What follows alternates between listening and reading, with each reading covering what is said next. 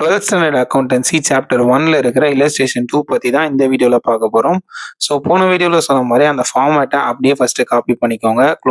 Closing capital, அதாவது இறுதி முதல், அது கீழே வந்து டிராயிங்ஸ் எடுப்புகள், லாஸ் நட்டம் வந்து அந்த பக்கம் எழுதிக்கிறோம். அப்படியே ஆப்போசிட்ல ஓப்பனிங் கேபிட்டல் தான் தொடக்க முதல், கூடுதல் முதல் அடிஷனல் கேபிட்டல், அதுக்கப்புறம் வந்து ப்ராஃபிட் லாபம் வந்தா இந்த சைடு எழுத போறோம்.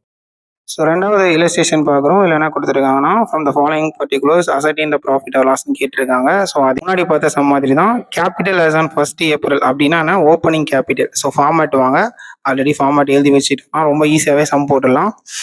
ஓப்பனிங் கேபிட்டலில் நமக்கு வந்து 1,60,000 கொடுத்துருக்காங்க. அதை அப்படியே எழுதிக்கிறோம். அடுத்தது ரெண்டாவதாக வந்துட்டு 31st March அப்படின்னா க்ளோசிங்னு அர்த்தம், அதாவது இறுதி முதல்.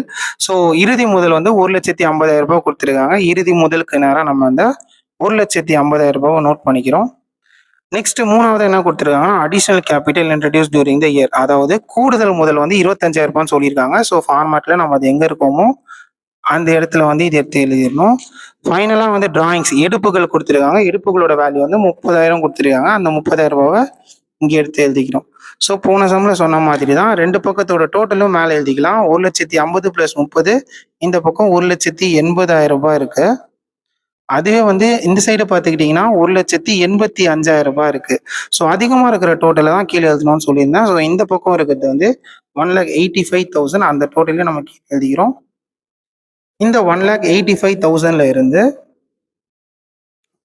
1,80,000 போயிடுச்சு அப்படின்னா இப்போ நமக்கு நட்டம். ஸோ நமக்கு இந்த சம பொறுத்த வரைக்கும் இங்கே தான் வந்து அதிகமான டோட்டல் வந்திருக்கு. அப்படின்னா நமக்கு நட்டம்னு அர்த்தம்.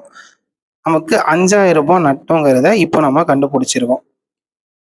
இந்த சைடு ப்ராஃபிட் இருக்கிற இடத்துல எக்ஸ் போட்டுக்கலாம். ஸோ இந்த ஃபார்மேட் நீங்கள் ஃபாலோ பண்ணினீங்கன்னா ஈஸியாக வந்து போட்டு முடிச்சிடலாம். உங்களுக்கு புக்கில் இந்த ஃபார்மேட் ஈஸியாக இருக்குது அப்படின்னு தோணுச்சுன்னா நீங்கள் அந்த ஃபார்மேட்லேயே வந்து எழுதலாம். ஸோ புக்கில் வந்து இந்த ஃபார்மேட் இப்படி கொடுத்துருக்காங்க, இப்படியும் வந்து எழுதலாம். பட் எது பண்ணாலும் மேலே ஹெட்டிங் எழுதிடுங்க.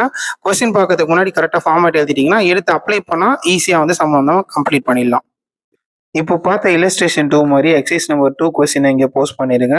ட்ரை பண்ணி பாருங்கள்.